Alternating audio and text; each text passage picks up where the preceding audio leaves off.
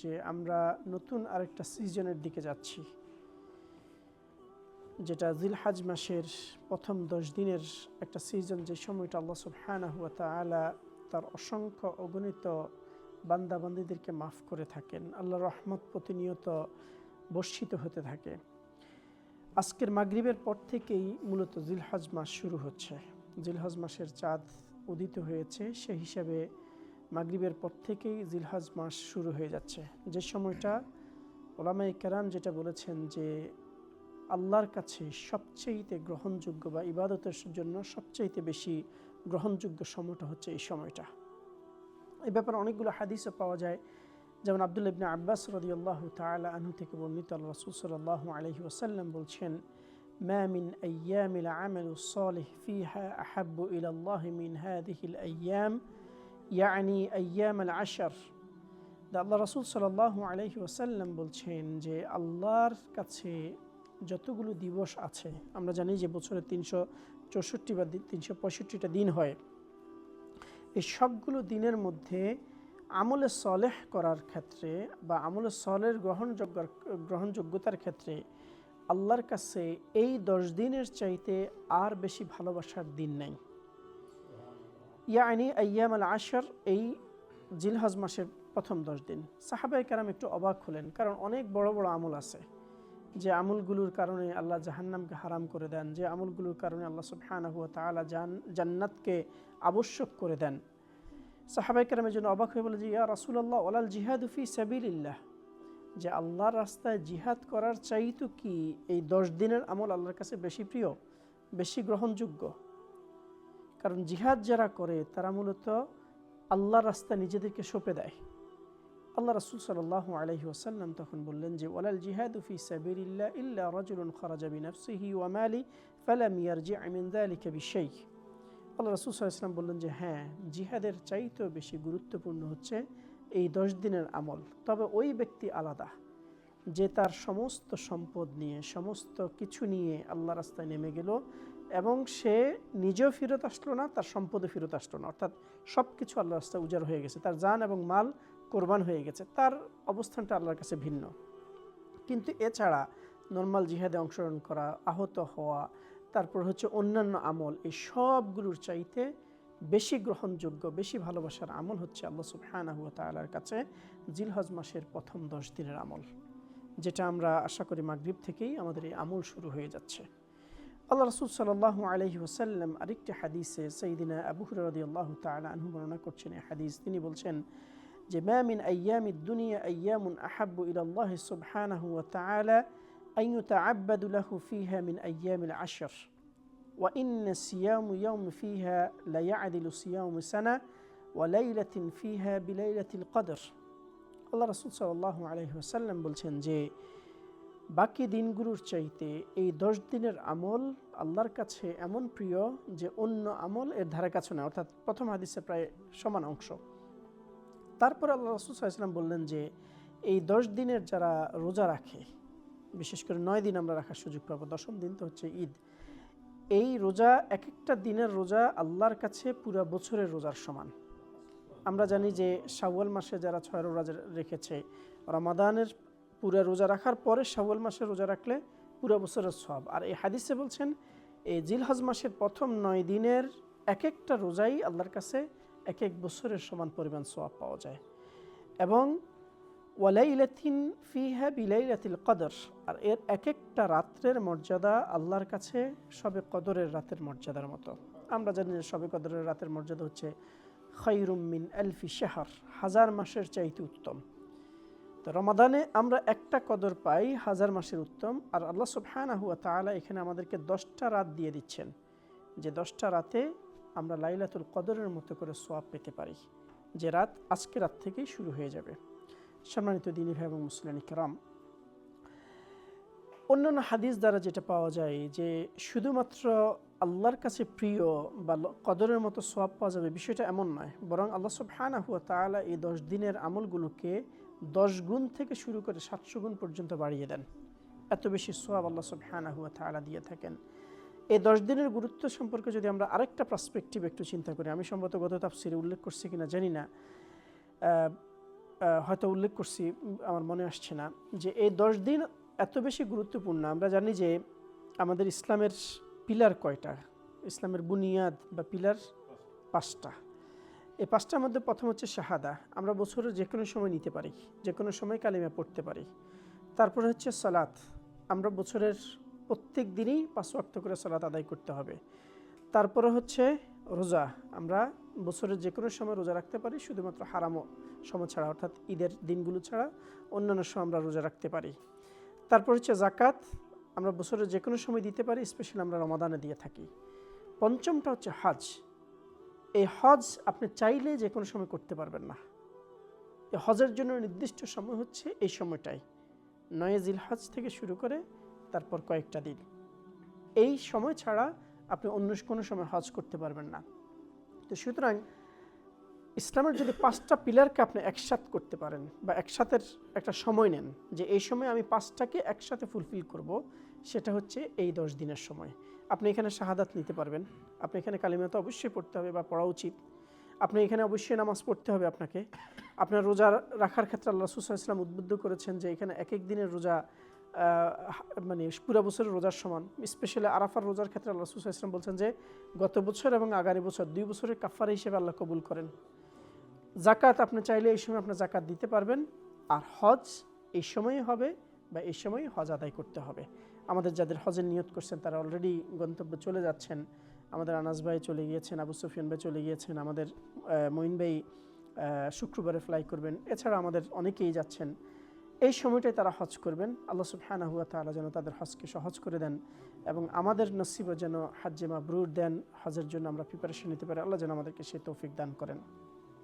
তো সুতরাং আল্লাহ সুবহানাহু ওয়া তাআলা এত বেশি সুযোগ এই সময়টাতে দিয়ে দিচ্ছেন। আয়েশা রাদিয়াল্লাহু তাআলা আনহা আরেকটা হাদিস থেকে বলছেন যে আল্লাহ রাসূল সাল্লাল্লাহু আলাইহি ওয়াসাল্লাম বলছেন, মা মিন ইয়াউমিন আকসারু আন ইউ'তিকাল্লাহু ফীহি 'আবদান মিনান নার মিন ইয়াউমি আরাফাহ ওয়া ইন্নাহু লায়াদনু সুম্মা ইউবাহি বিহিমুল মালায়েকা ফায়াকুলু মা আরাদা হাউলাহ।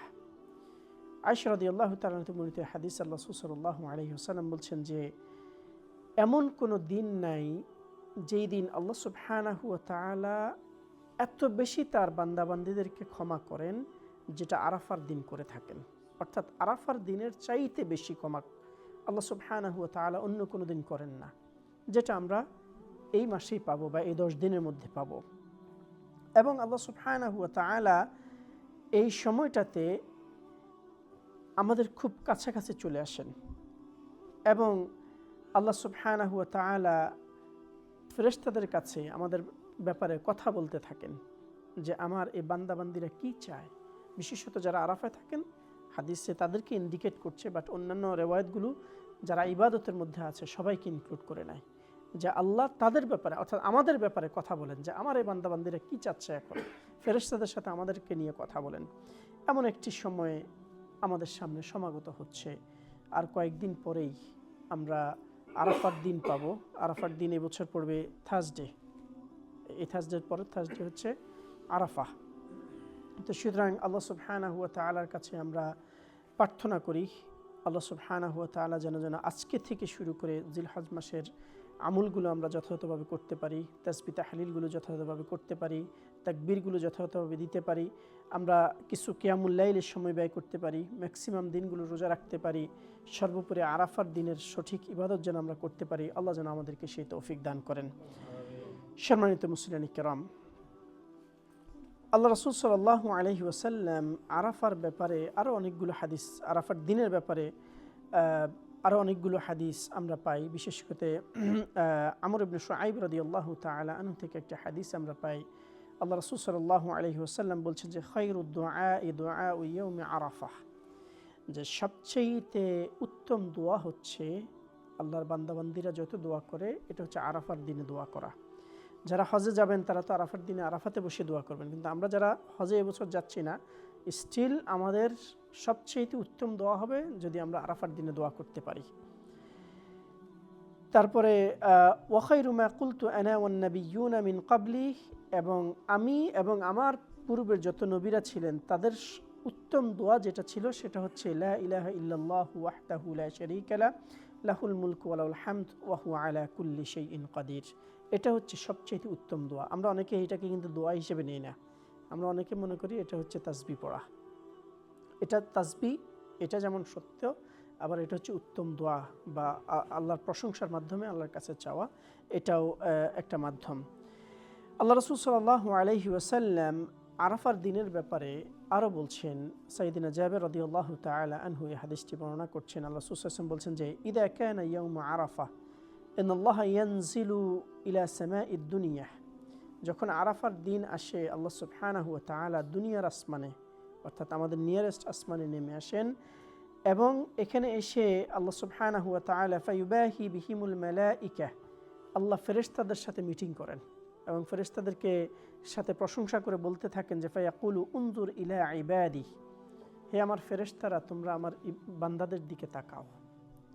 তারা আতুনি শুগথান গুবজান দাজিনা মিন কুল্লি ফাজ্জিন আমিক, যে তারা উস্কু খুস্কু অবস্থায়, আনটাইডি অবস্থায়, জামা কাপড়ের কোনো ঠিক নাই, একটা সাদা কাপড় পরে এখানে এসে একত্রিত হয়ে আছে, এখানে এসে ইবাদতবন্দি করতেছে, এখানে আমার কাছে চাচ্ছে। এভাবে আল্লাহ সুবহানাহু ওয়া তাআলা ফেরেশতাদেরকে এই কথাগুলো স্মরণ করিয়ে দেন। তারপর আল্লাহ সুবহানাহু ওয়া তাআলা ফেরেশতাদেরকে জিজ্ঞেস করেন যে তারা কি চায়, তাদের চাওয়াটা কি। তখন ফেরেশতারা যখন আল্লাহকে জানান যে তারা আপনার ক্ষমা চায়, আল্লাহ সুবহানাহু ওয়া তাআলা বলছেন যে গফারতু লাহুম, আমি তাদের সবাইকে ক্ষমা করে দিলাম।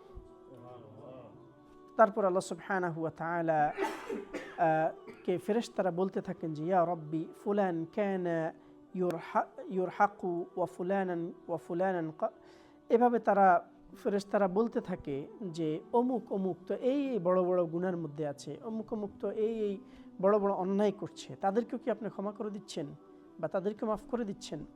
আল্লাহ সুবহানাহু ওয়া তাআলা তখন বলেন ফামা মিন ইয়াউমিন আকসারু আতিকান মিনান নারি মিন ইয়াউমি আরাফা। আল্লাহ রাসূল সাল্লাল্লাহু আলাইহি ওয়াসাল্লাম বলছেন যে আল্লাহ তখন বললেন যে কাদ কাফারতু লাহুম, আমি সবাইকে ক্ষমা করে দিলাম। তারপর আল্লাহ রাসূল সাল্লাল্লাহু আলাইহি ওয়াসাল্লাম অ্যাড করছেন ওনার কথাটা যে আরাফার দিনের চাইতে অন্য কোনো দিন আল্লাহ সুবহানাহু ওয়া তাআলা এত বেশি ক্ষমা তার বান্দাবান্দীদেরকে করেন না। সম্মানিত মুসলিম কিরাম এবং দিনী ভাইয়েরা, এখন প্রশ্ন হচ্ছে আমরা যারা আরাফাতে উপস্থিত হব না বা আরাফাতে এবছর যেতে পারবো না, আমরা কি করতে পারি এই 10 দিন? আমাদের জন্য কিছু খাস আমল আছে কিনা? আল্লাহ রাসূল সাল্লাল্লাহু আলাইহি ওয়াসাল্লামের হাদিস এবং সালাফদের আমলকে যদি আমরা পর্যালোচনা করি, 5 থেকে 6টা আমলকে আমরা নির্দিষ্ট করতে পারি যে এই 9 দিন বা 10 দিন আমাদেরকে অধিক পরিমাণ করা দরকার। এর মধ্যে একটা হচ্ছে বেশি বেশি করে আজকার করা, জিকির আজকার করা, তাসবিহ তাহলিল পড়া। আল্লাহ রাসূল সাল্লাল্লাহু আলাইহি ওয়াসাল্লাম একটা হাদিসে বলছেন যে মা মিন আইয়ামিন আ'যামু ইনদাল্লাহ ওয়া লা আহাব্বু মিনাল আমালি ফীহিন্না মিন হাযিহিল আইয়ামিল আশর, যে আল্লাহ সুবহানাহু ওয়া তাআলার কাছে মর্যাদার দিক থেকে এবং ভালোবাসার দিক থেকে এই 10 দিনের চাইতে অন্য কোনো দিন আর উত্তম নাই। সবচেয়ে মর্যাদাবান এবং সবচেয়ে ভালোবাসার দিন হচ্ছে এটা। তারপর আল্লাহ রাসূল সাল্লাল্লাহু আলাইহি ওয়াসাল্লাম এবার অ্যাডভাইস করছেন আমাদেরকে যে ফাআকসিরু ফীহিন্না মিনাত তাহলিল, যে সুতরাং তোমরা বেশি বেশি করে এই সময়টাতে তাহলিল করো। তাহলিলটা হচ্ছে, কেউ জানেন কিনা তাহলিল কি? আমরা এই আরবি টার্মগুলো একটু জানা দরকার। কিন্তু তাসবিহ হচ্ছে সুবহানাল্লাহ পড়া, তাহলিল হচ্ছে লা ইলাহা ইল্লাল্লাহ পড়া, তাহমিদ হচ্ছে আলহামদুলিল্লাহ পড়া, আর হচ্ছে তাকবীর হচ্ছে আল্লাহু আকবার বলা। তা আল্লাহ রাসূল সাল্লাল্লাহু আলাইহি ওয়াসাল্লাম অ্যাডভাইস করছে যে তোমরা বেশি বেশি করে তাসবিহ, তাহলিল, তাহমিদ, তাকবীর পড়ো। আমরা যদি একসাথ করে ফেলি এখন, তাহলে হচ্ছে সুবহানাল্লাহি ওয়ালহামদুলিল্লাহি ওয়া লা ইলাহা ইল্লাল্লাহু ওয়াল্লাহু আকবার। হ্যাঁ, এই সবগুলো অ্যাড হয়ে গেল। আল্লাহ রাসূল সাল্লাল্লাহু আলাইহি ওয়াসাল্লাম বলছেন যে এই 10 দিন তোমরা বেশি বেশি করে এই তাসবিহ, তাকবীর, তাহলিল, তাহমিদ এবং তাহলিলগুলো করো। আমরা অনেক সময় এটাকে নির্দিষ্ট করে নেই জিলহজ মাসের 9 তারিখ থেকে 13 তারিখ, শুধুমাত্র এই সময়টা পড়ার জন্য আমরা নির্দিষ্ট করে নেই। কিন্তু আল্লাহ রাসূল সাল্লাল্লাহু আলাইহি ওয়াসাল্লামের এই হাদিসটা ইন্ডিকেট করছে জিলহজ মাস আসা থেকে শুরু করেই আমরা এগুলো বেশি বেশি পড়া। 9 থেকে 13 পর্যন্ত ওটা হচ্ছে ওয়াজিব, প্রত্যেক নামাজের পরে পড়া। কিন্তু এছাড়া এখন থেকে শুরু করে আমরা যখনই ফ্রি সময় পাই, আপনি হয়তোবা বসে আছেন, তখন আপনার জিহ্বাটাকে বিজি রাখা, আপনি ড্রাইভ করতেছেন, আপনি কাজ করতেছেন, ঘরের টুকিটাকি করতেছেন, বেশি বেশি করে সুবহানাল্লাহ, আলহামদুলিল্লাহ, লা ইলাহা ইল্লাল্লাহ, আল্লাহু আকবার, এগুলোকে বেশি বেশি পড়া। এটার মর্যাদা কেমন? আল্লাহ রাসূল সাল্লাল্লাহু আলাইহি ওয়াসাল্লাম একদিন সাহাবায়ে কেরামদেরকে বলছেন যে, আলা উনাব্বিউকুম বিখাইরি আমালিকুম ওয়া আসকাহা ইনদা মালিকিকুম। আল্লাহ রাসূল সাহাবাকে জিজ্ঞেস করছেন যে, আমি কি তোমাদেরকে এমন একটা বিষয়ের খবর দিব না যেটা তোমাদের মর্যাদাটাকে আল্লাহর কাছে বুলন্দিত করে দিবে এবং তোমাদের আমলগুলোকে সুন্দর করে দিবে, উত্তম আমল করে দিবে। ওয়া আরফাইহা মিন দারাজাতিকুম, এবং তোমাদের দারাজাতকে উঠিয়ে নেবেন। ওয়া খাইরিন লাকুম মিনাল ইনফাকিজ যাহাবি ওয়াল ওয়ারাক, এবং এটা স্বর্ণ মুদ্রা এবং রৌপ্য মুদ্রা বা স্বর্ণ এবং রৌপ্য দান করার চাইতে বেশি সওয়াব দিবে। এমন আমলের কথা কি তোমাদেরকে আমি বলবো না? তারপর আল্লাহ রাসূল সাল্লাল্লাহু আলাইহি ওয়াসাল্লাম বলছেন যে, ওয়া খাইরিল লাকুম মিন আন তালকাউ আদুওয়াকুম, যে তোমাদের শত্রুদের সাথে যখন তোমরা যুদ্ধে লিপ্ত হও, তারা তোমাদেরকে পিটায়, তোমরা তাদেরকে পিটাও, এটার চাইতে বেশি সম্মান দিবে বা সওয়াব দিবে। সাহাবায়ে কেরাম বললেন যে, বেলা ইয়া রাসূলুল্লাহ, অবশ্যই হে রাসূল সাল্লাল্লাহু আলাইহি ওয়াসাল্লাম, এত বেশি মর্যাদার আমল আমাদের সম্মানকে আল্লাহর কাছে বুলন্দিত করে দিবে, আমাদের ইজ্জতকে বাড়িয়ে দিবে, স্বর্ণ এবং রৌপ্যর দানের চাইতে বেশি সম্মান দিবে, জিহাদে অংশগ্রহণ করার চাইতে বেশি সওয়াব দিবে, এটা কি এমন আমল? তখন আল্লাহ রাসূল সাল্লাল্লাহু আলাইহি ওয়াসাল্লাম বলছেন যে, জিক্রুল্লাহ, তোমরা আল্লাহ জিকির করো, বেশি বেশি করে জিকির করো। তো এই জিকিরের সময়টা হচ্ছে এই জিলহজ মাসের এই সময়টা, আমরা যেন বেশি বেশি করে জিকির আদায় করতে পারি, এই চেষ্টা আমাদেরকে করা দরকার। আল্লাহ রাসূল সাল্লাল্লাহু আলাইহি ওয়াসাল্লাম আরেকটা হাদিসে বলছেন যে, লা ইয়াযালু লিসানাকা রাতাবাম মিন যিকরিল্লাহ, তোমাদের জিহ্বাটা যেন কখনো আল্লাহ জিকির থেকে বঞ্চিত হয়ে শুকিয়ে না যায়, অর্থাৎ জিহ্বাকে সবসময় ভিজিয়ে রাখো আল্লাহ জিকিরের মাধ্যমে। আরেকটি হাদিসে আমরা পাই আল্লাহ রাসূল সাল্লাল্লাহু আলাইহি ওয়াসাল্লাম বলছেন যে, আহাব্বুল আ'মালি ইলাল্লাহ আন তামুতা রাতাবাম মিন যিকরিল্লাহ, আল্লাহর কাছে সবচেয়ে প্রিয় আমল হচ্ছে এই আমলটা যে কেউ মৃত্যুবরণ করছে আর সে অবস্থায় আল্লাহ জিকির করতে করতে মৃত্যুবরণ করছে। এই হাদিসটা যখন পড়ছিলাম আমি সম্ভবত এটা কয়েকবার শেয়ার করেছিলাম যে, আমরা ওস্তাদকে জিজ্ঞেস করলাম যে, মৃত্যুর যন্ত্রণাটা হচ্ছে সবচেয়ে কঠিন একটা যন্ত্রণা, এই সময় আমি জিকির করব, এই মানসিকতা আমার কিভাবে হবে বা কিভাবে কনফার্ম করা যায় যে আমার মৃত্যুর যন্ত্রণার সময়ও আমি জিকির করব? কারণ এই সময়ে দেখবেন যে অনেকে ছটফট করে, অনেকে বিড়বিড় করে অনেক কিছু বলে, অনেকে গালমন্দের মধ্যেও চলে যায়।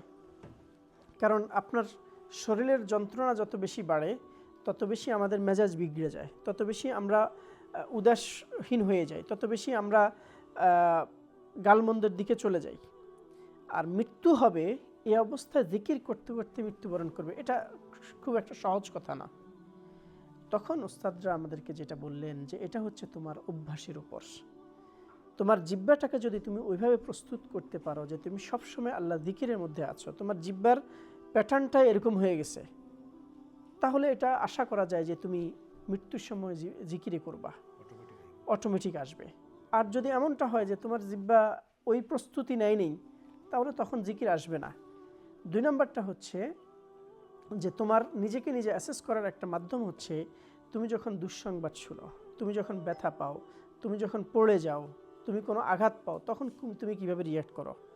সুবহানাল্লাহ, আমাদের ইয়াং জেনারেশন যারা আছে তারা বিভিন্ন ওয়ার্ড বলে ফেলে, এবং আল্লাহ মাফ করুক, আমাদের ভিতরে অনেকের মধ্যেই এই অভ্যাসটা আছে। যখনই কোনো দুঃসংবাদ পড়ে, যখনই কোনো খারাপ পরিস্থিতির মধ্যে যাই, যখনই কোনো বিপদের সমস্যা হয়, যখনই কোনো ধরনের আঘাত আমরা পাই, আমরা মানুষকে গালি দিয়ে দিই, আমরা পরিবেশকে গালি দিয়ে দিই, আমরা অন্যের উপর মেজাজ হারিয়ে ফেলি। ওস্তাদ যেটা বললেন যে, আশা করা যায় যে তোমার মৃত্যুর সময় তুমি এ ধরনের রিয়্যাক্টই করবা। আর যদি এমন হয় যে তোমার জিহ্বাটাকে তুমি এমনভাবে প্রস্তুত করছো, একটা সংবাদ শোনার সাথে সাথেই তুমি ইন্নালিল্লাহ পড়বা, তুমি সুবহানাল্লাহ পড়বা, তুমি আল্লাহু আকবার পড়বা, তুমি লা ইলাহা ইল্লাল্লাহ পড়বা, তোমার নিজেকে ওইভাবে প্রস্তুত করছো যে কোনো সংবাদই তোমাকে খারাপ শব্দের দিকে নিয়ে না যায়, তোমাকে কুফুরির দিকে নিয়ে যায় না, তোমার জিহ্বাকে লাগামহীন করে দেয় না।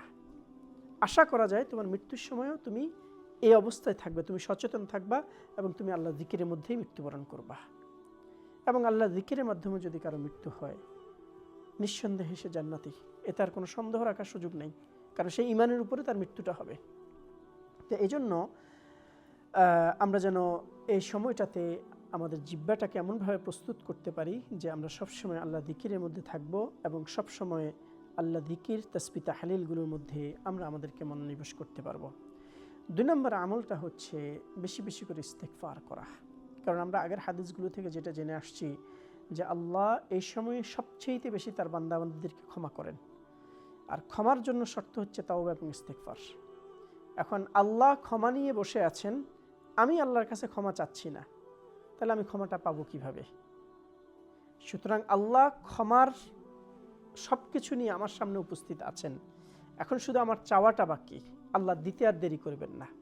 তো এই জন্য প্রত্যেকটা নামাজের মধ্যে বা নামাজের পরে সম্ভব হলে কিয়ামুল লাইল করে বেশি বেশি করে ইস্তেগফার করা।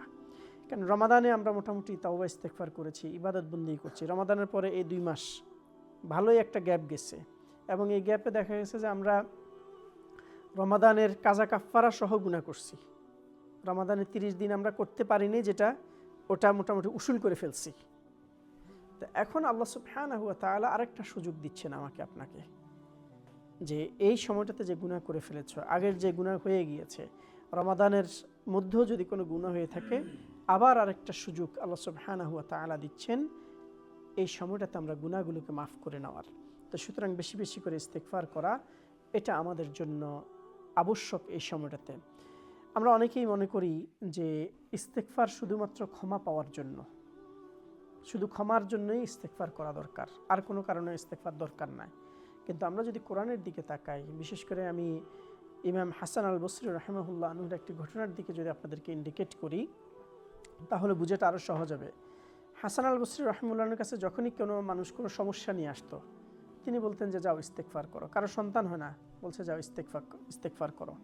কারো জমিনে ফসল হয় না, ইস্তেগফার করো। আকাশ থেকে বৃষ্টি আসতেছে না, যাও ইস্তেগফার করো। অর্থাৎ যেই যেই সমস্যাতে আছে ওনার প্রেসক্রাইব একটাই, ইস্তেগফার করো, তওবা করো।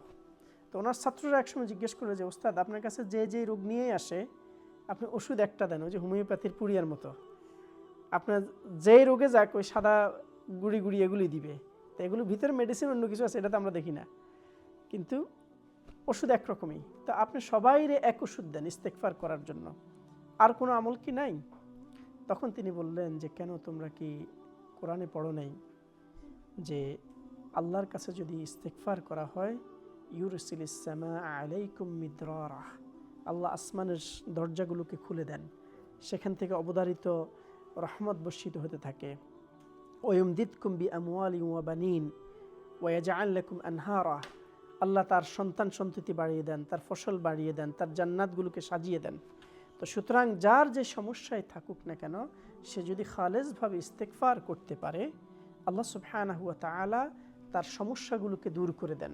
আল্লাহ সুবহানাহু ওয়া তাআলা তার যে যে ঘাটতি আছে এই ঘাটতিগুলোকে পূরণ করে দেন। এখানে উল্লেখযোগ্য যে 2টা জিনিস, একটা হচ্ছে আমাদের যত ধরনের অভাব অনুযোগ আছে, আমাদের যত ধরনের চাহিদা আছে, আমাদের যত ধরনের পেরেশানি আছে, এগুলোকে দূর করার মাধ্যম হচ্ছে ইস্তেগফার। আবার আমরা অনেকেই বলি যে আমি তো সুন্দর করে দোয়া করতে পারি না, দোয়ার ভাষা আমার জানা নাই। ওটা আরেকটা হাদিস দ্বারা পাওয়া যায়, যদি আপনার দোয়ার ভাষা সুন্দর না হয়, আপনার জন্য আমল হচ্ছে বেশি বেশি করে দুরূদ পড়া। আল্লাহ রাসূল সাল্লাল্লাহু আলাইহি ওয়াসাল্লামকে সাহাবী এসে বলল যে ইয়া রাসূলুল্লাহ, আমি তো চাইতে পারি না আল্লাহর কাছে, আমি তো সুন্দর করে আমার চাওয়াগুলোকে বলতে পারি না, আমার যেগুলো দরকার আমি কি করবো? আল্লাহ রাসূল বলল যে তুমি দুরূদ পড়ো বেশি করে, আল্লাহ তোমার মনের আকুতিগুলো বুঝে নেবেন এবং সে আকুতিগুলো পূরণ করে দিবেন।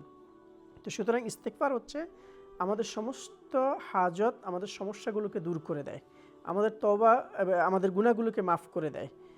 আর দুরূদ হচ্ছে আমার যত মনের আকুতি আছে, মিনতি আছে, চাহিদা আছে, এগুলোকে পূরণ করে দেয়, আমার দোয়াগুলোকে কবুলিয়তের পর্যায়ে নিয়ে যায়। তো এই সময়টা ইস্তেগফার এবং দুরূদ, এই বিষয়টাকে আমরা যত বেশি করতে পারি তত বেশি আমাদের জন্য কল্যাণকর এবং মঙ্গলজনক হবে। 3 নম্বর আমল হচ্ছে এই 9 দিন আমরা করতে পারি, সেটা হচ্ছে বেশি বেশি করে রোজা রাখা। যেটা সম্পর্কে আমরা অলরেডি হাদিস পড়ে আসছি যে আল্লাহ রাসূল সাল্লাল্লাহু আলাইহি ওয়াসাল্লাম বলছেন যে প্রত্যেক দিনের রোজাটা এক এক বছরের মতো করে সওয়াব আল্লাহ সুবহানাহু ওয়া তাআলা আমাদেরকে দিয়ে থাকেন। এখানে আরেকটি হাদিস যেটা আমরা পাই যে আল্লাহ রাসূল সাল্লাল্লাহু আলাইহি ওয়াসাল্লামকে সাহাবায়ে কেরাম জিজ্ঞেস করলেন যে আরাফার দিনে রোজা রাখলে আমরা কী পাবো? তখন আল্লাহ রাসূল সাল্লাল্লাহু আলাইহি ওয়াসাল্লাম বললেন যে ইউকাফিরুস সানাতাল মাদিয়া ওয়াল বাকিয়া, এই দিন রোজা রাখলে গত এক বছরের গুনাহের কাফফারা, আগামী এক বছরের গুনাহের কাফফারা, 2 বছরের গুনাহের কাফফারা হিসেবে আল্লাহ কবুল করে নেন। এবং তখন সাহাবায়ে কেরাম জিজ্ঞেস করলো যে তাহলে ওয়াসুইলা আন সিয়াম ইয়াউমি আশুরা, আশুরার ক্ষেত্রে কি হবে? আল্লাহ রাসূল সাল্লাল্লাহু আলাইহি ওয়াসাল্লাম বললেন যে আশুরা হচ্ছে ইউকাফিরুস সানাতাল মাদিয়া, গত এক বছরের গুনাহের কাফফারা আল্লাহ সুবহানাহু ওয়া তাআলা কবুল করে নেন। তো এই জন্য আগামী বৃহস্পতিবার, এই বৃহস্পতিবার পরে বৃহস্পতিবার হবে আরাফার দিন। আমরা এখন থেকে প্রস্তুতি রাখা বা নিয়ত রাখা, এমনি যারা সাপ্তাহিক রোজা রাখেন মানডে থার্সডে আপনাদেরটা অলরেডি পড়ে যাবে, এবং আমরা যারা রাখতে পারি না তারাও যেন প্ল্যান রাখতে পারি বা এর আগে যত বেশি সম্ভব আমরা যেন রোজা রাখতে পারি। আল্লাহ সুবহানাহু ওয়া তাআলার কাছে আমরা সেই আশা রাখি। 4 নম্বর আমল আমরা যেটা করতে পারি এই সময়টা, সেটা হচ্ছে বেশি বেশি করে তাহাজ্জুদের মধ্যে মনোযোগী হওয়া। আমরা বিশেষ করে এখন সামারে আমাদের জন্য একটা সুবিধা হচ্ছে অনেকেই কিন্তু আমরা ফজর পড়ে ঘুমাই, কারণ এশার নামাজ শেষ হতে হতে বাসা যেতে যেতে 12টা বেজে যায়, ফজরের ওয়াক্ত আবার 2:45 শুরু হয়ে যায়। তো এই জন্য অনেকেই এই 1.5 ঘন্টা 2 ঘন্টার জন্য শুইতে চান না। আপনার এই সময়টা এখন সবচেয়ে উত্তম সময়, মোবাইল স্ক্রলিং না করে, ফেসবুকে বা ইউটিউবে না থেকে ঘরের কর্নারে যেয়ে যদি 2 রাকাত 4 রাকাত 6 রাকাত 8 রাকাত নামাজ পড়তে পারি এবং আমার রবের সাথে আমার একান্ত মিনতি আকুতির কথাগুলো বলতে পারি, গুনাহগুলোর জন্য আল্লাহর কাছে চোখের অশ্রু ঝরাতে পারি, এটা আমার জন্য সবচেয়ে কল্যাণকর হবে। আল্লাহ রাসূল সাল্লাল্লাহু আলাইহি ওয়াসাল্লাম বলছেন যে আল্লাহর কাছে ওই 2 ফোঁটার চাইতে আর প্রিয় কিছুই নেই। আল্লাহর কাছে সবচেয়ে বেশি প্রিয় হচ্ছে 2 ফোঁটা। প্রথম ফোঁটা হচ্ছে কোনো বান্দাবান্দির চোখের অশ্রু যেটা আল্লাহর ভয়ে গড়িয়ে পড়ে, আরেকটা হচ্ছে শহীদের রক্ত যেটা জমিনের মধ্যে ঝরে পড়ায়।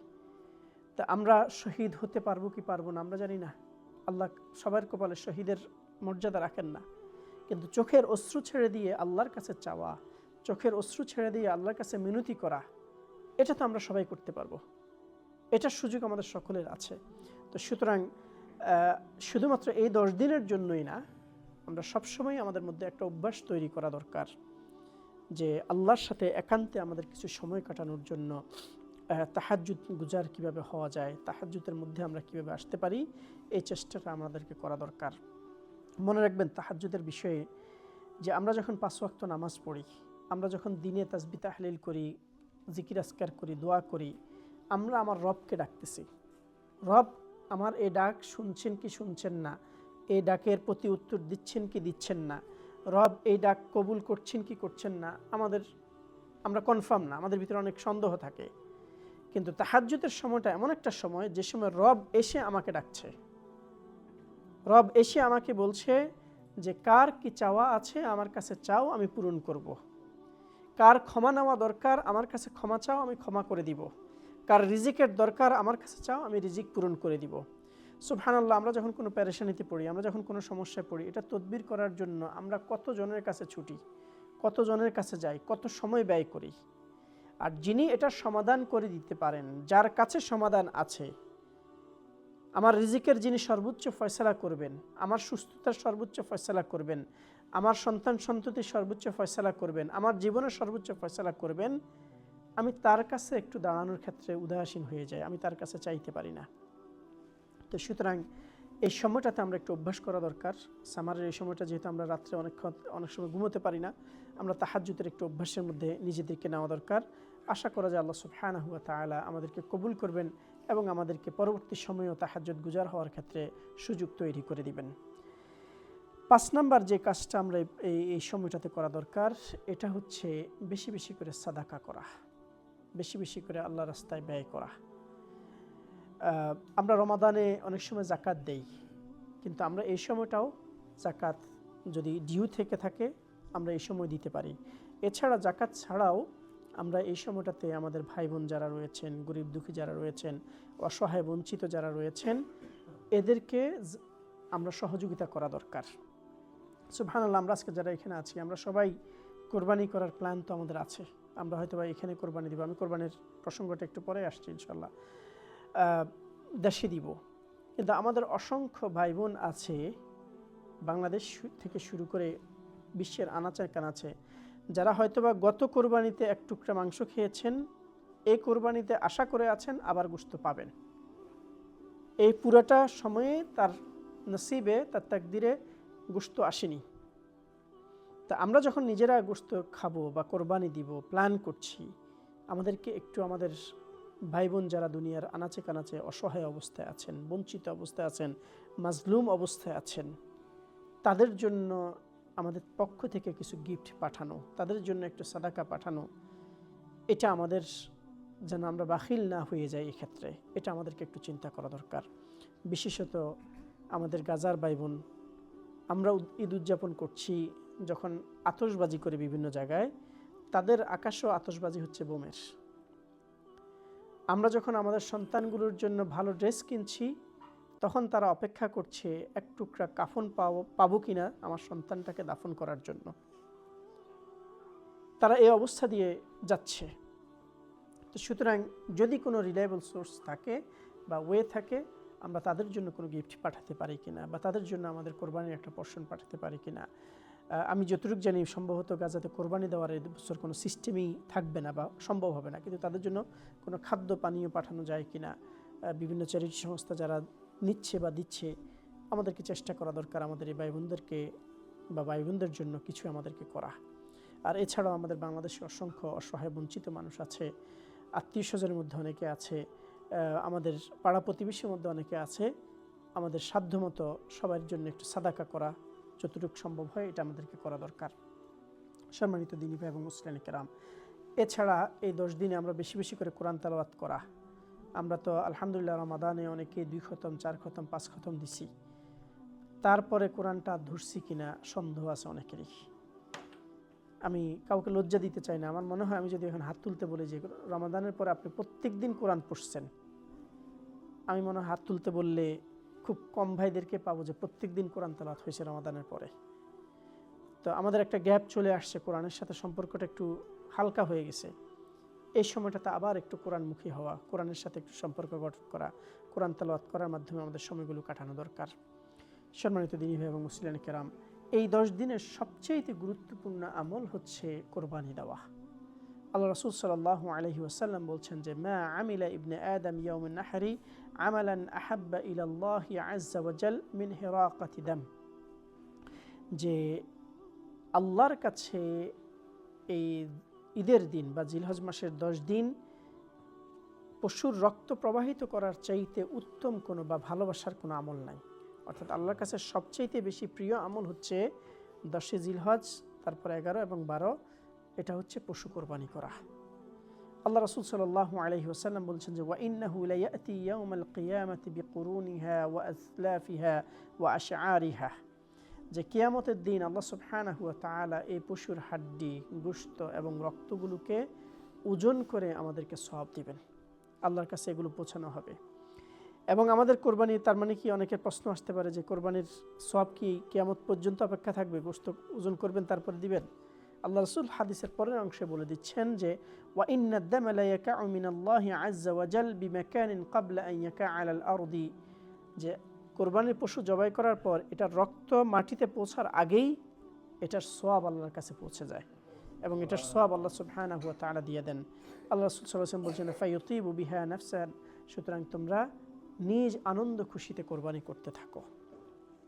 আরেকটা হাদিস আমরা যায়েদ ইবনে আরকাম রাদিয়াল্লাহু তাআলা আনহু থেকে পাই যে সাহাবায়ে কেরাম আল্লাহ রাসূল সাল্লাল্লাহু আলাইহি ওয়াসাল্লামকে জিজ্ঞেস করলেন যে ইয়া রাসূলুল্লাহ মা হাযিহিল উদাহি বা আদাহি, যে কোরবানিটা কি? তখন আল্লাহ রাসূল সাল্লাল্লাহু আলাইহি ওয়াসাল্লাম বললেন যে সুন্নাত আবিকুম ইব্রাহিম আলাইহিস সালাতু ওয়াস সালাম, এটা তোমাদের বাবা ইব্রাহিম আলাইহিস সালাতু ওয়াস সালামের সুন্নাত। সাহাবায়ে কেরাম আবার জিজ্ঞেস করলেন যে ওমা লানা ফিহা ইয়া রাসূলুল্লাহ, যদি আমি ইব্রাহিম আলাইহিস সালামের এই সুন্নাতকে পালন করি আমার জন্য কি আছে, আমি কি পাবো? আল্লাহ রাসূল সাল্লাল্লাহু আলাইহি ওয়াসাল্লাম বললেন যে বিকুল্লি শাআরাতিন হাসানাহ, যে পশু তুমি কোরবানি করবা এই পশুর প্রত্যেকটা পশমের বিনিময়ে তোমাকে সওয়াব দেওয়া হবে। সাহাবায়ে কেরাম খুব ইন্টারেস্টেড হলেন এবং জিজ্ঞেস করলেন যে ইয়া রাসূলুল্লাহ, বকরি, ভেড়ি বা দুম্বা এগুলোর তো পশমের অভাব নাই, একটা বকরির কি জানি পশম দিয়ে কয়েকটা কম্বল হয়ে যায়, এত বেশি পশম, তাহলে কি আমি যদি দুম্বা কোরবানি দেই বা বকরি কোরবানি দেই এই পরিমাণ সওয়াব পাবো? আল্লাহ রাসূল সাল্লাল্লাহু আলাইহি ওয়াসাল্লাম বলেন যে বিকুল্লি শাআরাতিন মিনাস সুফি হাসানা, তোমার বকরির বা দুম্বার প্রত্যেকটা পশমের বিনিময়ে আল্লাহ সুবহানাহু ওয়া তাআলা সওয়াব দিবেন। তো এই একটা সুযোগ আমাদের কাছে আসছে যে বেশি বেশি করে কোরবানি দেওয়া এবং সওয়াব পাওয়া। এক্ষেত্রে আমাদেরকে দুইটা জিনিস উল্লেখ রাখা দরকার। একটা হচ্ছে সুন্নাত অনুযায়ী যথাযথভাবে কোরবান দেওয়ার পদ্ধতি আমাদেরকে জানা। 2 নম্বর হচ্ছে আমার এই কোরবানি যেন মানুষকে দেখানোর জন্য না হয়, বাহবা নেওয়ার জন্য না হয়, আমার গরু কোন কালারের হলো, কত বড় হলো, এটার জন্য যেন না হয়, বরং খালেসভাবে আল্লাহর সন্তুষ্টির জন্য আল্লাহ রাসূলের দেওয়া পদ্ধতি অনুযায়ী আল্লাহর আদেশ পালন করার জন্য যেন আমরা কোরবানি করতে পারি। এই নিয়তের পরিশুদ্ধতাটা প্রথমে আমাদেরকে আসা দরকার যে আমি এই কোরবানি দিব, এখানে দেই, দেশে দেই, সাদাকা করে দেই, এটা মানুষকে দেখানোর জন্য না। আমাদের ভিতরে অনেকেরই এই সমস্যাটা আছে যে লন্ডনী বাড়ির কোরবানি হবে, সুতরাং লাল গরু না হলে হয় না, বা কালো কি জানি বলে এটাকে, আপনারা কি বলেন আমরা জানি না, বেরস আমাদের অঞ্চলে বলে, বা যেটাকে কি বলা হয়, সুবহানাল্লাহ, কালো গরু না হলে হয় না, এ ধরনের একটা রেওয়াজ অনেক ক্ষেত্রে আমি শুনি। বা এত লাখ টাকার গরু না হলে লন্ডনী বাড়ির মানুষজন থাকে না। এই চিন্তা থেকে আমাদেরকে বের হয়ে আসা দরকার। আমার যতটুকু সামর্থ্য আছে আমি আমার সর্বোচ্চটা দিয়ে করব, কিন্তু মানুষ এতে কি বললো না বললো, মানুষ খুশি হলো না হলো, মানুষের কি আসলো যাইলো, আমার এতে দেখার বিষয় না। আমার অবস্থান থেকে আমাকে কোরবানি দেওয়া, আমার সাধ্যের মধ্যে যতটুকু আছে ততটুকু আমাকে দেওয়া এবং আমার সর্বোচ্চটা দেওয়ার জন্য চেষ্টা করা দরকার। এই নিয়তের পরিশুদ্ধতাটা প্রথমে আমাদেরকে আনা দরকার। 2 নম্বর হচ্ছে কোরবানির গোশতের ব্যাপারে আল্লাহ সুবহানাহু ওয়া তাআলা বলছেন যে তুমি নিজে এটা খাও এবং ফকিরদেরকে বা অসহায়দেরকে বন্টন করে দাও। তো সুতরাং আমরা যারা এখানে আছি, আমরা গত সপ্তাহের মাসলা মাসাইলে এই জিনিসগুলোকে আলোচনা করেছিলাম। আমরা যদি দেশে দিয়ে দেই আমাদের নিজেদের খাওয়া হয় না, আবার এখানে দিলে গরিবদেরকে দেওয়া হয় না। এই জন্য ওলামায়ে কেরাম আমাদেরকে যেটা প্রেসক্রাইব করছেন যে সুযোগ থাকলে এখানে এক পোর্শন, বাংলাদেশে বা অন্যান্য জায়গাতে আরেক পোর্শন দেওয়া, তাহলে নিজেরও খাওয়া হলো, অন্যদেরকে দেওয়া হলো। এখানে আবার আত্মীয় স্বজন যারা আছে, রিলেটিভ যারা আছে, তারপরে হচ্ছে নেইবার যারা আছে বা যাদের সাথে উঠা বসা আছে তাদের সাথেও শেয়ার করা যেতে পারে বা তাদেরকে দাওয়াত দিয়েও খাওয়ানো যেতে পারে। এটা আরও উত্তম হয়, আমাদের কমিউনিটি ডেভেলপমেন্ট হয় বা আমাদের ভিতরে আন্তরিকতাগুলো তৈরি হয়। এখানে দেওয়ার ক্ষেত্রে কয়েকজন ভাইয়ের কিছু প্রশ্ন মাঝে মাঝে উদ্রেক হয়। যেমন একজন ভাই গত বছরে মনে হয় এটা একটা মসজিদে আলোচনা হচ্ছিল যে এখানে যদি আমরা কোরবানি দেই দেখা যাচ্ছে আমাদের কোরবানির পশুর মাথাটা আমরা পাই না, ভুঁড়ি আমরা পাই না, তারপরে তো এগুলো তো মনে হয় বিক্রি হয়, তাহলে আমার কোরবানি তো হবে না। এ ধরনের একটা প্রশ্ন আমাদের কাছে আসে। এখানে হচ্ছে শরীয়তের কিছু মাসালার উসুল আছে। একটা হচ্ছে আল হাজাতু তুফতিকুল হিলাহ, যে যখন প্রয়োজনের কারণে আপনার মাসালার কৌশল নির্ধারণ হয়। এখানে যেহেতু আমরা সরাসরি কোরবানি দিতে পারি না, আমরা নিজেরা পশু জবাই করতে পারি না, আমরা ফার্মের উপর নির্ভর করি এবং এখানে ফার্মের কিছু রুলস রেগুলেশনের কারণে আমরা চামড়া বা ভুঁড়ি এগুলো আমরা পাবো না। তো সুতরাং আমরা এটা জেনেই কোরবানি দেওয়া এবং সেক্ষেত্রে আমার নিয়তটাকে ওইভাবে করে ফেলা যে আমি পুরোটা পশু কোরবানি দিচ্ছি, কিন্তু এই পশনগুলো আমি সাদাকা করে দিলাম। সুতরাং এগুলো আবার তারা কি করবে এটা তাদের বিষয়। আপনার পক্ষ থেকে আপনার সাদাকা করে দিলেন, তাহলে আপনার সাদাকারও সওয়াব পেলেন এবং আপনার কোরবানিটা শুদ্ধ হয়ে গেল। আর দেশে যেটা করবেন সেটাও আপনি তো সাদাকায় অলরেডি দিয়ে দিচ্ছেন, যে এগুলো মানুষকে দিয়ে দিবে বা আত্মীয় স্বজনরা নেবে, সুতরাং ওটারও সওয়াব আপনি পেয়ে যাবেন। 2 নম্বর হচ্ছে এখানে কোরবানি দেওয়ার ক্ষেত্রে আমরা একটা মেজর ভুল হয় যে সেটা হচ্ছে আমরা অনেকেই অর্ডার দেওয়ার সময় বলে দেই যে ঈদের দিন 10টার দিকে আমার গোশত লাগবে, 12টার দিকে আমার গোশত লাগবে বা ঈদের দিন বিকালের মধ্যে আমার গোশত লাগবে। তখন যেটা হয় যে তারা নাইট বিফোর পশু জবাই করে, আগের রাত্রে পশু জবাই করে ফেলে, তখন আপনাকে আর্লি তারা ডেলিভারি দিতে পারে, তাহলে আপনার কোরবানি হবে না। আপনার কোরবানির শর্তটা হচ্ছে যে শহরে পশু জবাই হবে সে শহরের ঈদের সালাত আদায় হতে হবে। তো এখন দেখা যাচ্ছে যে আপনার চাহিদার কারণে তারা পশু আগের রাত্রে বা তার আগের দিন জবাই করে আপনাকে দিচ্ছে, তাহলে এটা আপনার শুধু গোশত খাওয়া হবে, এটা আপনার কোরবানি আদায় হবে না। এই জন্য যেখানেই আপনারা কোরবানির বুকিং দিবেন এতটুকু কনফার্ম করবেন যে আমার এই বুকিং, আমার এই পশনটা ঈদের নামাজের পরে, প্রয়োজন আমি একদিন পরে পাই, 2 দিন পরে পাই, কিন্তু ঈদের নামাজের পরে যেন এটা পশুটা জবাই হয়, এই কনফার্মেশনটা আপনারা নেওয়া দরকার। এরপরে হচ্ছে যারা শেয়ারে কোরবান দিবেন, এক গরুতে 7 শরিক দিবেন, এক্ষেত্রে আমরা গত সপ্তাহে এটা রিমাইন্ডার দিয়েছিলাম যে আমাদেরকে একটু সতর্ক হওয়া। আপনার পার্টনার কারা হচ্ছে, আপনার পার্টনার যদি শিরিক এবং কুফুরের মধ্যে থেকে থাকে তাহলে তার সাথে কোরবানি না দেওয়াটাই উত্তম হবে। এর চাইতে সিম্পল বকরি দেওয়াটাই বা ল্যাম্ব দেওয়াটাই ভালো হবে। যদি আপনি ভালো পার্টনার পান, 7 জনের যারা ইনকাম হালাল আছে, শিরিক কুফুরের মধ্যে নাই, তাহলে তাদের সাথে আপনি দিতে পারেন, এটা জায়েজ আছে। তারপরে শরীকের কোরবানির ক্ষেত্রে আরেকটা জিনিস সতর্ক থাকা দরকার, সেটা হচ্ছে বিভিন্ন গ্রোসারি শপগুলোতে যখন গরুর জন্য পশন নেয়, তারা তো তাদের যতজন আসে সবারই পশন নিচ্ছে।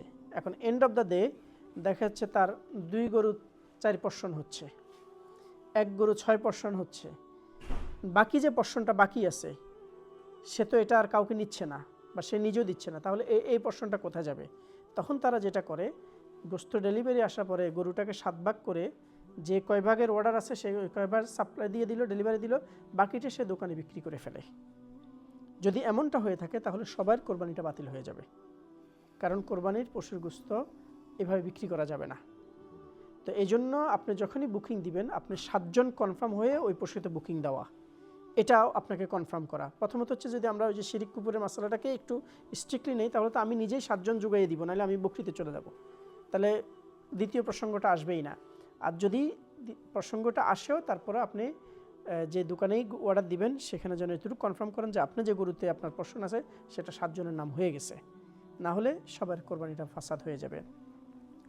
আর দেশে কোরবানি দেওয়ার ক্ষেত্রে আরেকটা মশালা গত প্রোগ্রামে আমাদের খালেদ ভাই মনে জিজ্ঞেস করছিলেন, সেখানে আমি এক্সপ্লেন করার ক্ষেত্রে একটু ভুল ইনফরমেশন ছিল, মানে অ্যাড করাটা ভুল ছিল। সেটা হচ্ছে যদি আপনারা অনেকেই, এটা শুধু খালেদ ভাই না আমাদের অনেকেরই হয় যে আমরা দেশে 2-3 ভাই মিলে একসাথে কোরবান দিই, তো দেওয়ার ক্ষেত্রে দেখা যায় যে সব ভাই সমান পয়সা দেয় না, যার যতটুকু সামর্থ্য আছে দিয়ে কোরবানি করি। এটার মশালাটা কি হবে? এটার মশালা হচ্ছে 2 ধরনের। একটা হচ্ছে যদি এটা হয় যে আমি 50,000 দিলাম, আমার ভাই 40,000 দিল, আরেকজন ভাই 30,000 দিল, এটা একসাথ করে আমরা কারো পশন নাই, এটা পারিবারিকভাবে কোরবানি হলো, এখানে কোনো পশন নির্ধারণ করা হয় নাই, টাকা নির্ধারণ করে আমরা পরবর্তীতে গরু কিনে দিছি, তাহলে এখানে আর কোনো ভেজাল নাই।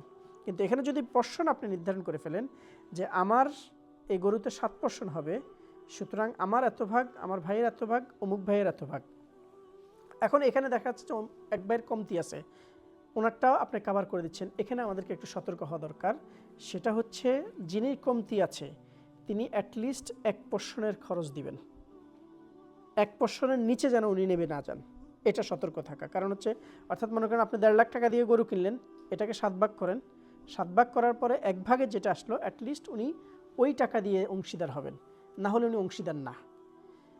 আর ওই টাকার যদি বেশি দিতে চান তাহলে 2 ভাগের সমান হবেন, অর্থাৎ উনি পশনের সমান ওনার অংশীদারিত্ব আসতে হবে।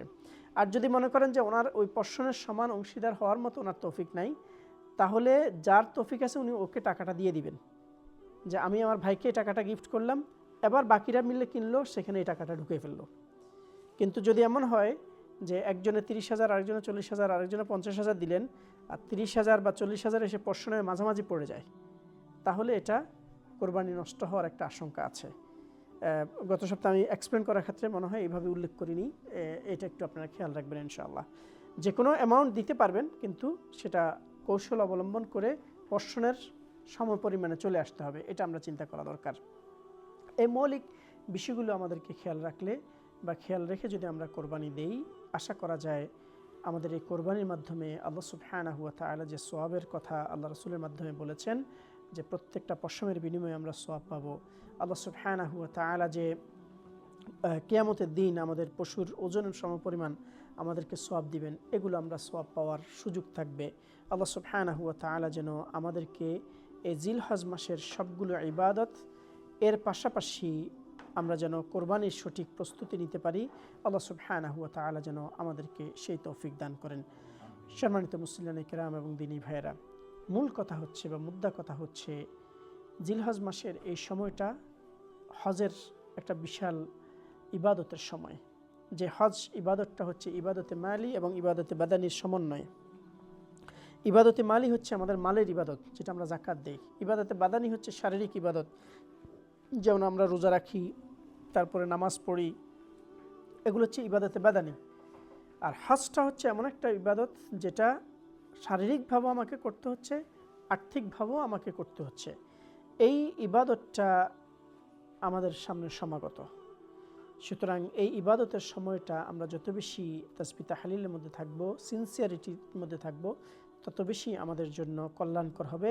এবং আমরা যারা এখনও হজ করতে পারিনি বা হজে যাওয়ার সুযোগ হয়নি, আমাদেরকে হজের জন্য প্রস্তুতি গ্রহণ করা বা যত আর্লি সম্ভব হজ সমাধান করা।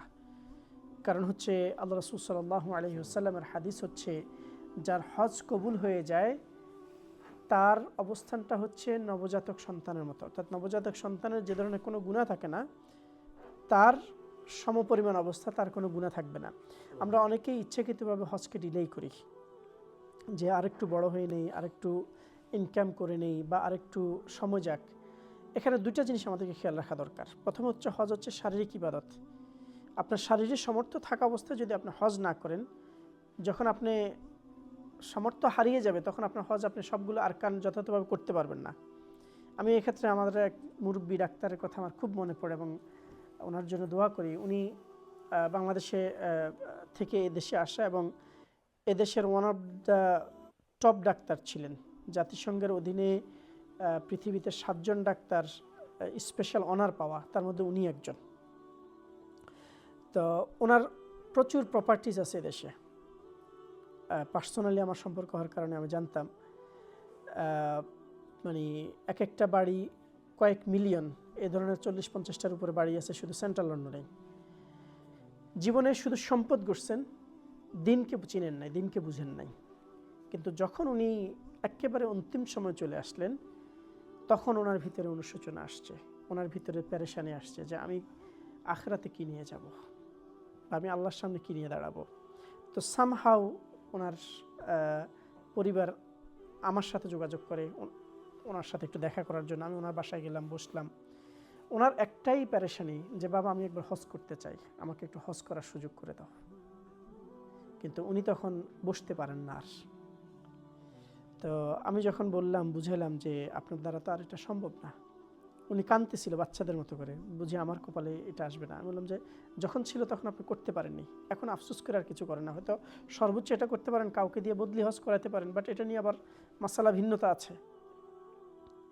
তো আমরা অনেক সময় উপলব্ধি করি কিন্তু সময়টা হারিয়ে যায়, তখন আর আমি করতে পারি না, তখন আর আমার করার সুযোগ থাকে না। বা আমাদের এই কালচারটা আছে বুড়ো হয়ে হজে যাওয়া, তখন আমি হজের পরিপূর্ণ আহকামগুলোকে যথাযথভাবে আদায় করতে পারি না। মিনা মুজদালিফাতে যাওয়া, আরাফাতে অবস্থান করা, এগুলো আমি সঠিকভাবে পারি না। অজুই ঠিক থাকে না, আপনি হজের আহকামগুলো কিভাবে করবেন? তো এটা হচ্ছে সামর্থ্য থাকা অবস্থায় আমাদেরকে হজ করা। 2 নম্বর যেটা সমস্যা, সেটা হচ্ছে আপনার উপর হজ ফরজ হয়েছে এখন, আপনি হজকে ডিলে করতেছেন আরও 20 বছর, আরও 15 বছর। এই পুরাটা সময় আপনি একটা ফরজ ইবাদতের মিসের গুনাহ পেয়ে যাচ্ছেন। এটা আমরা অনেকে চিন্তাও করি না। কিন্তু আপনার যে প্রতিনিয়ত প্রত্যেক বছর আপনি হজ মিস করার কারণে আপনার গুনাহ হচ্ছে, কারণ আপনার উপর হজ ইনটাইটল, আপনি হজ করতেছেন না। আর 3 নম্বর সবচেয়ে ডেঞ্জারাস যেটা, সেটা হচ্ছে আমি যে রিটায়ার্ড করার আগ পর্যন্ত বেঁচে থাকবো, এর গ্যারান্টিটা আমাকে কে দিল? আমার উপর হজ ফরজ হয়েছে এখন, আমি চিন্তা করছি আমি রিটায়ার্ড হয়ে হজ করব, এর মাঝখানে যদি আমি মারা যাই, আমার এই ফরজ হজকে রেখে আমি মারা গেলাম, তাহলে আমি আল্লাহর সামনে কি নিয়ে দাঁড়াবো? তো সুতরাং যারা আলহামদুলিল্লাহ আছেন, এখানে হজ করে ফেলছেন, আলহামদুলিল্লাহ, আল্লাহ আপনাদের হজকে কবুল করুক। এবং আরেকটা হাদিস দ্বারা আমরা পাই যে সামর্থ্য থাকলে 5 বছর পর পর হজ করার ক্ষেত্রে আল্লাহ সাল্লাল্লাহু আলাইহি ওয়াসাল্লাম আরেকটা হাদিস উদ্বুদ্ধ করছেন, সুযোগ থাকলে করা যেতে পারে। আর আমরা যারা এখনো হজে যেতে পারিনি, আমাদেরকে শারীরিক সামর্থ্য থাকা অবস্থায় যত দ্রুত সম্ভব হজের আহকামটাকে যেন আমরা আদায় করতে পারি, আল্লাহর কাছে সে তৌফিক কামনা করে আল্লাহ সুবহানাহু ওয়া তাআলা আমাদেরকে যেন এই বিশেষ সময়টাতে কবুল করেন, আমাদের গুনাহ খাতাগুলোকে মাফ করেন, বেশি বেশি করে ইবাদত বন্দি করার সুযোগ করে দেন এবং আমাদের মাধ্যমে মানুষের কল্যাণে যেন আমরা কাজ করতে পারি সে তৌফিক কামনা করে আজকের আলোচনা এখানে শেষ করছি। ওয়া মা আলাইনা ইল্লাল বালাগ, আলাইহি তাওয়াক্কালতু ওয়া ইলাইহি উনীব। আসসালামু আলাইকুম ওয়া রাহমাতুল্লাহি ওয়া বারাকাতুহু।